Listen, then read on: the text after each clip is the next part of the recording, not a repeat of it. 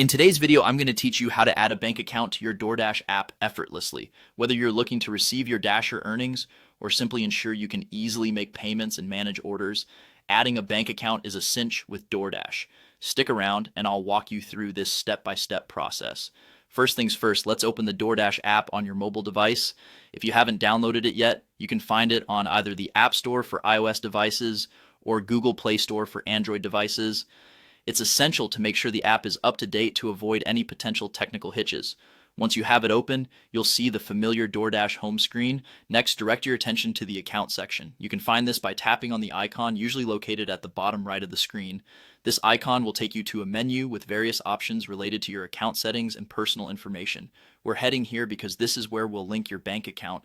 Once you're in the account menu, look for the payment methods option. It should be clearly listed in the menu options. Tap on it and you'll be taken to a screen where you can view and manage the different payment methods associated with your Doordash account. This is where you'll set up your bank account to ensure everything is seamless next time you use the platform. In the payment methods section, select the option that says credit card or debit card. Now this might seem a little misleading since we're adding a bank account and not a credit card, but this is where you'll enter your banking details. Don't worry, it's a straightforward process. You'll now be prompted to fill out a form with your bank account details. Be ready with information like your bank account number and routing number.